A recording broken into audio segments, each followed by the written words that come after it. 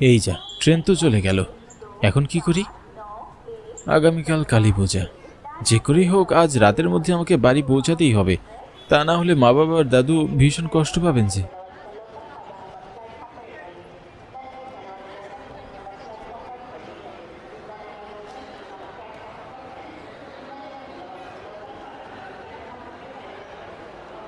দাদা, পরের ট্রেন কটায় আসবে বলুন তো? আপনি যাবেন কোথায়? কৃষ্ণনগর যাব দাদা। রাত 8টায় কৃষ্ণনগর যাওয়ার একটা ট্রেন আছে। 8টায়? এখন তো মাত্র 7টা বাজে, আরও 1 ঘন্টা অপেক্ষা করতে হবে।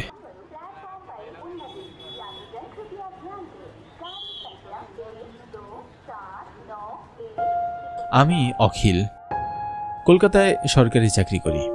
কাজের চাপে আজ 2 মাস হলো গ্রামের বাড়ি যাওয়া হয় না। নতুন চাকরি, তাই ছুটিও নিতে পারছিলাম না। কিন্তু কালী পূজাতে বাড়ি না গেলেই যে নয়।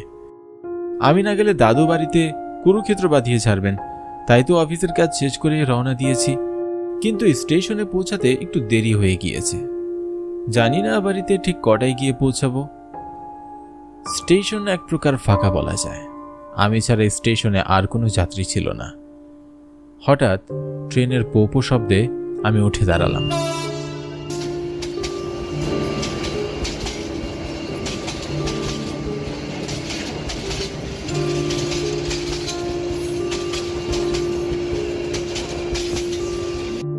স্টেশনে ট্রেন এসে থামতেই আমি ট্রেনে উঠলাম।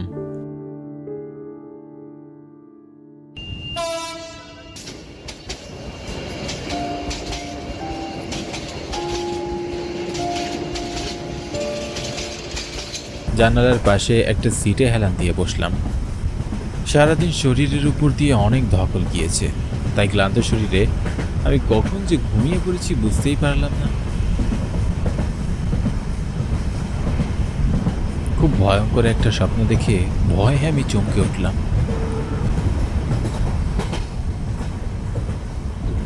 কিছুক্ষণের মধ্যে ট্রেন স্টেশনে এসে থামল। আমি তাড়াহুড়ো করে ট্রেন থেকে নামলাম।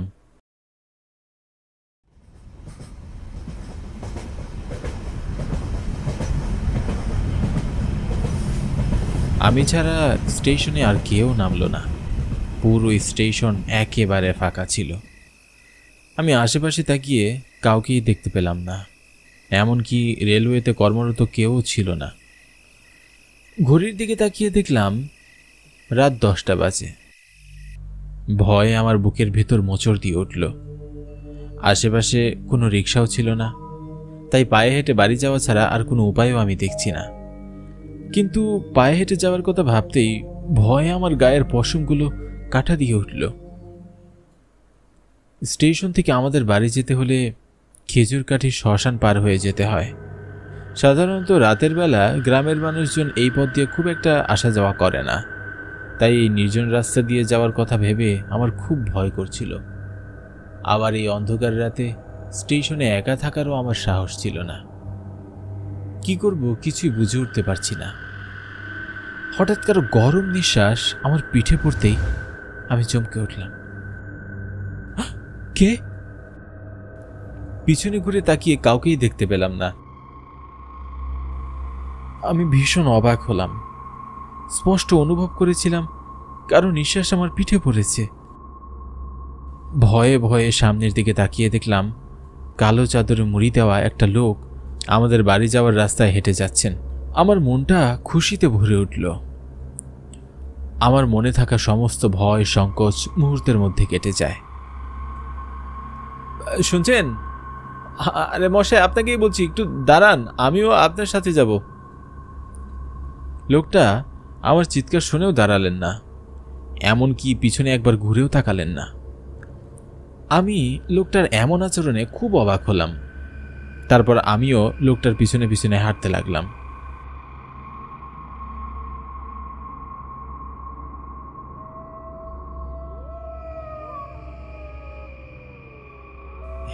এই যে শুনছেন, একটু থামুন না, আমি আপনার সাথে যাব, শুনছেন?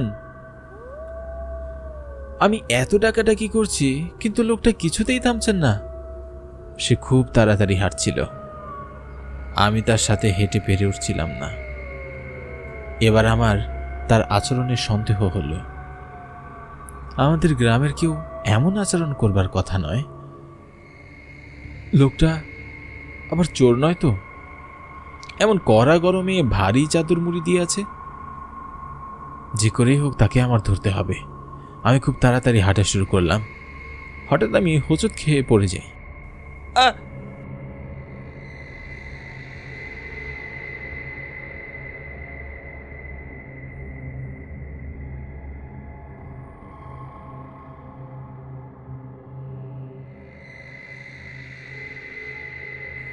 সামনে তাকিয়ে আমি ভীষণ অবাক হই।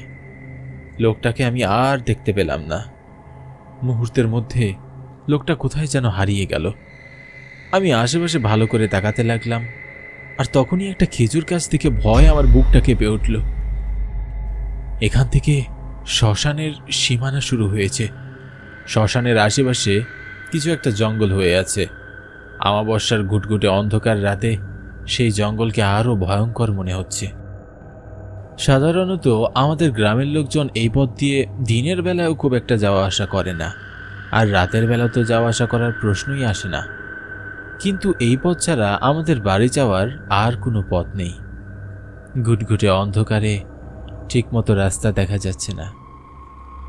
আমি সামনে আগানোর সাহস পাচ্ছি না। আবার স্টেশনে ফিরে যাওয়ার মতো আমার সাহস নেই। কি করব কিছুই বুঝে উঠতে না পেরে, কোনো উপায় না পেয়ে আমি বাড়ির পথে হাঁটতে শুরু করলাম। আমি খুব তাড়াতাড়ি হাঁটছি। কেন যেন মনে হচ্ছে আমার পিছনে পিছনেও কেউ হাঁটছে, কিন্তু পিছনে করে তাকানোর সাহস আমার নেই। ভয়ে আমার গায়ের পশমগুলো কাঁটা দিয়ে উঠল। আমি আরো দ্রুত হাঁটা শুরু করলাম। কিন্তু কি আশ্চর্য, আমি এত তাড়াতাড়ি হাঁটছি কিন্তু কিছুতেই যেন শ্মশানের সীমানাটা পার করতে পারছি না। পথ যেন কিছুতেই শেষ হচ্ছে না। ভয়ে আমার বুকের ভিতর ধুকধুক করছে। আমি মনে মনে ঈশ্বরের নাম জপ করছি আর হাঁটছি। হঠাৎ আমি পিছনে ঘুরে তাকিয়ে চমকে উঠলাম। কি আশ্চর্য, আমি এখনো খেজুর গাছের কাছেই আছি। এত সময় হেঁটে আমি একটু সামনে আগাতে পারিনি। ভয়ে আমার বুকের ভেতরটা কেঁপে উঠল। শরীরের সমস্ত শক্তি দিয়ে আমি দৌড়ে পালানোর চেষ্টা করলাম, কিন্তু খুব অদ্ভুতভাবে বারবার ঘুরে ফিরে আমি শ্মশানের সামনেই চলে আসছি। আমার বুকের ভিতরের প্রাণ পাখিটা ছটফট করছে। ভয় আমার প্রাণ যায় যায় অবস্থা। দৌড়াতে দৌড়াতে আমি হাঁপিয়ে গিয়েছি। পানির তৃষ্ণায় গলা শুকিয়ে কাঠ হয়ে গেছে। আখিল, বাবা আখিল। হঠাৎ বাবার কণ্ঠ শুনে আমি চমকে উঠলাম, কিন্তু আশেপাশে কোথাও আমি বাবাকে দেখতে পেলাম না। বাবা, তুমি তুমি কোথায় বাবা? তোমাকে আমি দেখতে পাচ্ছি না কেন? এই তো আমি এখানে, তোমার কাছেই। আমার মনে হলো বাবা শ্মশানের ভেতর থেকে আমায় ডাকছেন। কিন্তু এত রাতে বাবা শ্মশানে কি করছেন? বাবার আবার কোনো বিপদ হলো না তো? আমার মন খুব অস্থির হয়ে আছে। আমি বেশি কিছু ভাবতে পারছি না। তাড়াহুড়ো করে আমি শ্মশানের ভিতরে এগিয়ে যাই।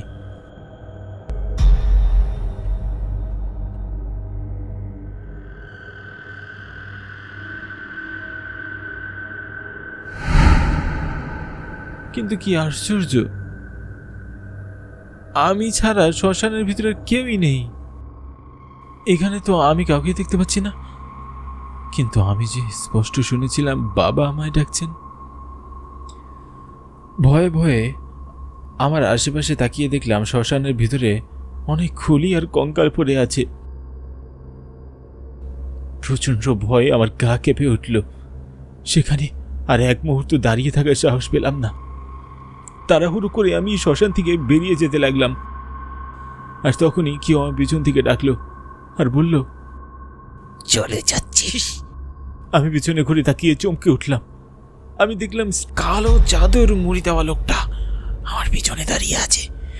আমি খুব অবাক হয়ে বললাম, কে কে আপনি? এই অন্ধকারে শ্মশানের ভিতরে একা একা কি করছেন? তোর জন্য অপেক্ষা করছি। আগামীকাল কালী পূজা, আর তুই আজ বাড়ি আসবি তা আমি আগে থেকেই জানি। তাই বলে আমার জন্য শ্মশানে অপেক্ষা করতে হবে কেন? বাড়িতে অপেক্ষা করলেই পারতেন। বাড়ি গেলে কি আর আমি তোকে ধরতে পারতাম?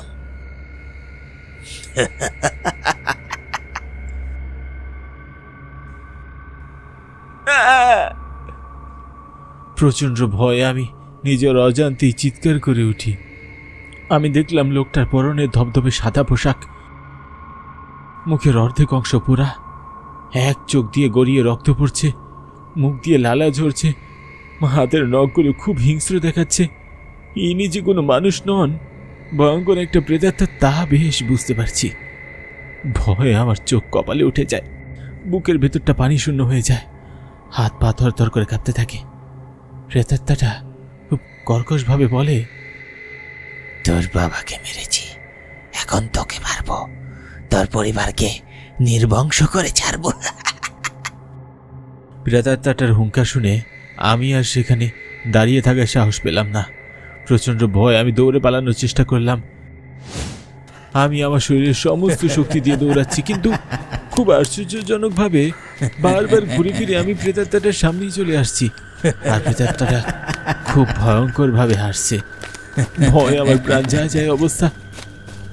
বুকের ভেতরের প্রাণ পাখিটা ছটফট করছে, মনে হচ্ছে এখনই প্রাণ পাখিটা বেরিয়ে যাবে।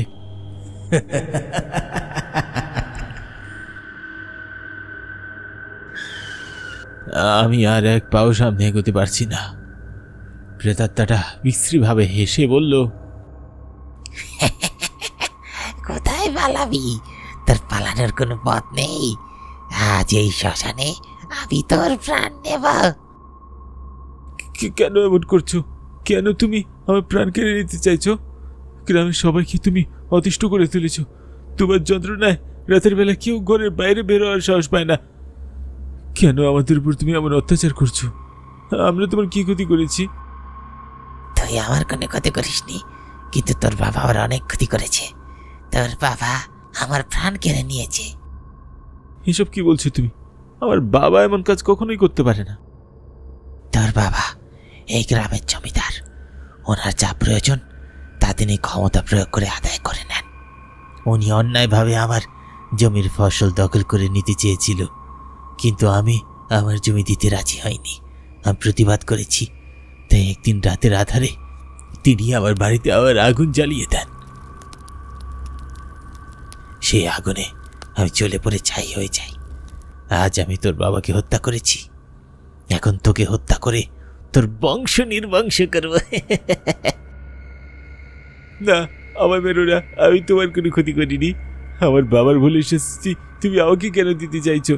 ছেড়ে দাও আমায়। প্রেতাত্মাটা তার হাত দুটো লম্বা করে আমার দিকে বাড়িয়ে দিল, খুব শক্ত করে আমার গলা চেপে ধরল। বাঁচার জন্য আমি আকুতি মিনতি করছিলাম, কিন্তু কিছুতেই প্রেতাত্মাটার হাত থেকে ছুটতে পারছি না। আমার দম বন্ধ হয়ে আসছে। তারপর আমার আর কিছুই মনে নেই।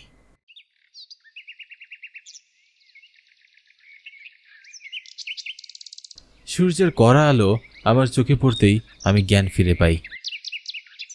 আমি এখনো বেঁচে আছি, তা যেন আমার বিশ্বাসই হচ্ছে না। এক পা দুপা করে এগিয়ে আমি বাড়ির দিকে হেঁটে যাই। জানি না বাড়িতে এখন কি অবস্থা।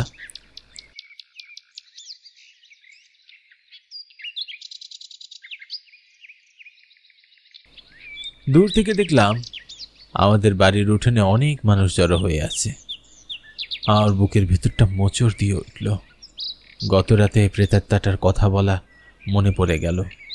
আমি তাড়াহুড়ো করে এগিয়ে এসে দেখি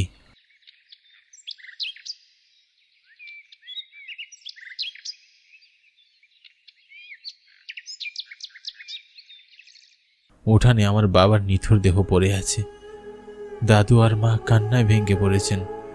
চোখের পানি আমি আর ধরে রাখতে পারছি না। বাবার শেষ কাজ সম্পূর্ণ করে দাদু আর মাকে নিয়ে আমি শহরে চলে এসেছি। আর কোনোদিন আমরা গ্রামে যাইনি।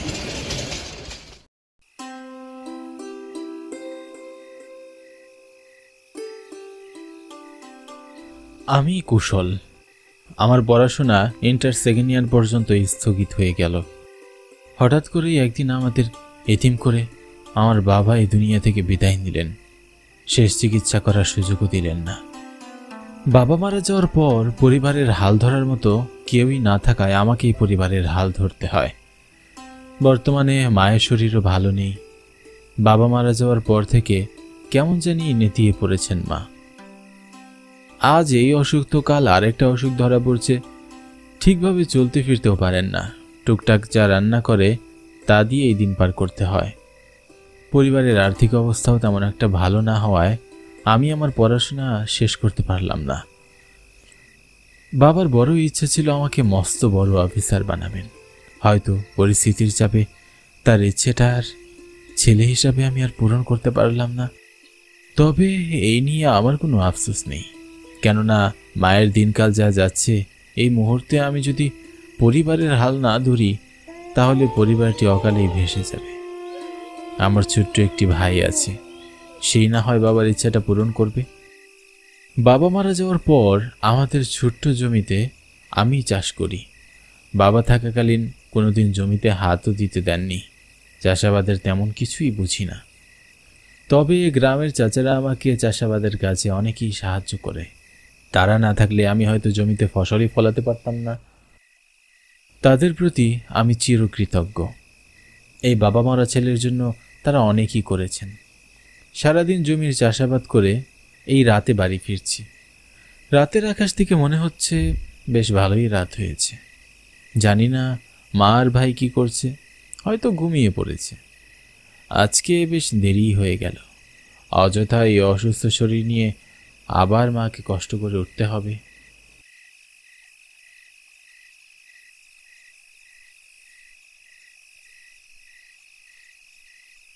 মা, ও মা, ঘুমিয়ে পড়েছ? আমি কুশল গো, দরজাটা খুলো। এত রাত করলি যে বাবা? আজ জমিতে চাষ করতে একটু দেরি হয়ে গেল মা। তারপরে আবার হাটে গিয়েছিলাম। এই ধরো, বাজারের থলেতে বেশ কিছু শাক সবজি রয়েছে, সাবধানে রেখে দিও। আমি দিঘিতে গেলাম গো মা, তাড়াতাড়ি স্নানটা করে আসি। অনেক তো রাত হয়েছে, আজ স্নান না হয় করিস না। ঠান্ডা লাগলে আর এক কাণ্ড ঘটবে। না গো মা, তুমি চিন্তা করো না, আমার কিচ্ছু হবে না। যা, তাড়াতাড়ি বাড়ি ফিরিস। দরজাটা খোলা রেখে ঘুমিয়ে পড়ো, আমি আসছি। ঠিক আছে বাবা।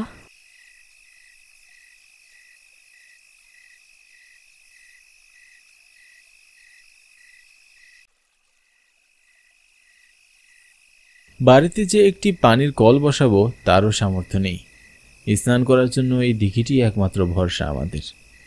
তাই যত রাতই হোক না কেন আমাকে সেখানে গিয়ে স্নান করতে হয়। তবে কিছুদিন আগে অন্য একটি গ্রামের একটি মেয়ের লাশ ভেসে ওঠে এই দিঘিতে। এর কারণ অবশ্য কেউই জানে না। গ্রামের সবাই বলাবলি করছে এই দিঘিটি নাকি অভিশপ্ত, তাই গ্রামে কেউ আর এই দিঘিটি ব্যবহার করে না।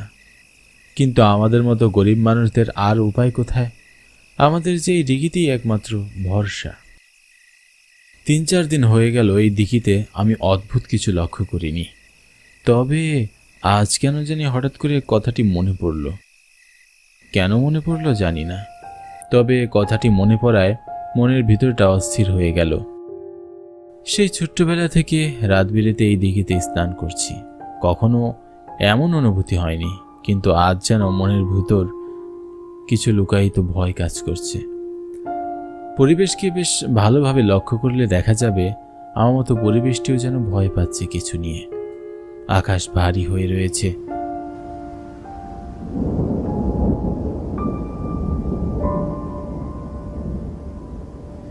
বৃষ্টি নামবে নামবে করছে, কিন্তু নামছে না। পুরো আকাশ কালো মেঘে আচ্ছন্ন। কালো মেঘের তাড়নায় চাঁদের আলো মাটিতে পৌঁছাতে পারছে না।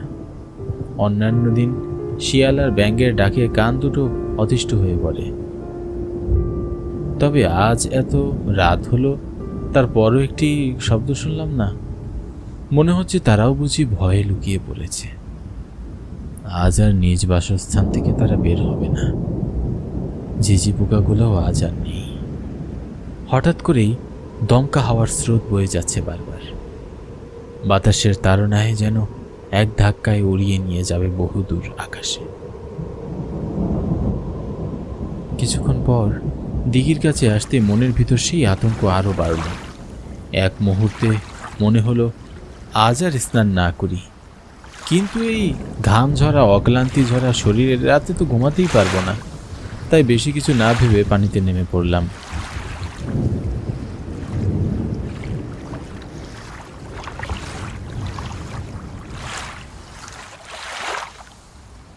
অন্য দিনের তুলনায় আজ দিঘির পানি বেশ ঠান্ডা।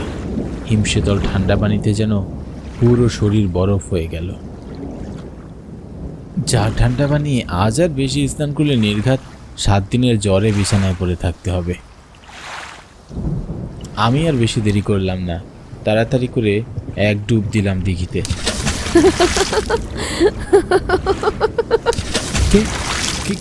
কে হাসলো? খুব ক্ষীণ কণ্ঠস্বরে হাসির আওয়াজটি ভেসে আসলো, তবে মনে হলো আমার ঠিক পিছনে কেউ দাঁড়িয়ে কানের কাছে এসে হাসছিল। এ কথা ভাবতেই আমার মনের ভিতর খচ করে উঠল। কিছুতেই আর পিছন ফিরে তাকাতে পারলাম না।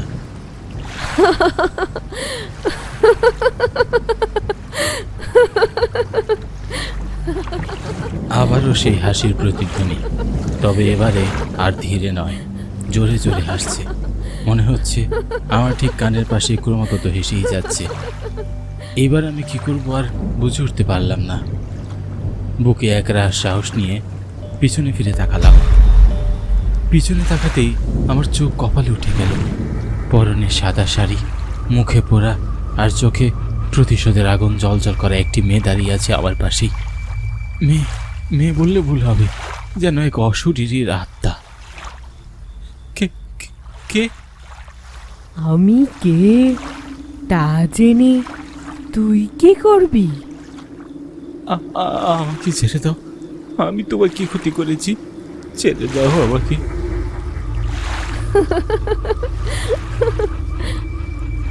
এত সহজে তো তোকে আমি ছাড়বো না। বল, কেন এসেছিস সেখানে? কেন? আমার বাড়িতে তো পানির কল নেই।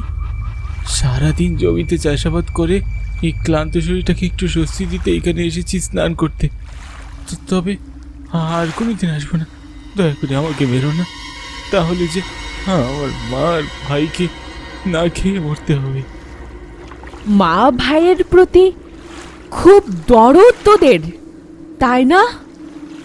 তবে আমাদের মতো মেয়েদের প্রতি কেন এত রাগ? কি ক্ষতি করেছি আমরা তোদের? না না না, কিছু তো করনি, কিন্তু আমি তোমার কথা কিছু বুঝতে পারছি না। এগুলো কেন আমাকে বলছো? এখন তো তোরা ভাজা মাছটিও উল্টিয়ে খেতে পারিস না। কি করেছি তোমাদের আমরা যে তোমার আমাদের প্রতি এত রাগ? কেন জানিস না? আজ আমার এই পরিণতি তোদের জন্যই, শুধুমাত্র তোরাই দায়ী। আমাদের তোরা মিথ্যা ভালোবাসার ফাঁদে ফাঁসিয়ে রোজ রোজ অত্যাচার জুলুম করে কলঙ্কিত করে দিস, তারপর উল্লাস মনে ঘুরিস। আর গ্রামে মানুষ তা হা করে দেখে, কেউ কোনো প্রতিবাদ করে না। কারণ কি জানিস? আমরা যে মেয়ে আর তোরা পুরুষ মানুষ, তোদের হাজার দোষ মাফ, আর আমাদের করে দেয় কলঙ্কিত। কলঙ্কিত নারীদের এ সমাজ আর বাঁচতে দেয় না, কিছুতেই বাঁচতে দেয় না। আমি তো তোমাদের কোনো ক্ষতি করিনি, আমাকে ছেড়ে দাও দয়া করে। না, তুই কিছু করিসনি, তবে তোর মতো পশুর থেকেও অধম পুরুষ মানুষেরা করে। আজ তোকে ছেড়ে দিলাম, আর কোনো দিন এই দিঘিতে আসবি না, কোনো দিন না।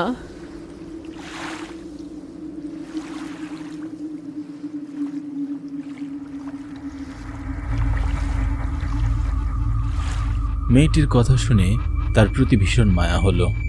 মেয়েটির কথা যে পুরোপুরি ভুল নয়, সে যা বলছে পুরোটাই সত্য। তবে এরপর থেকে আমি আর কোনোদিন এই দিঘিতে আসবো না।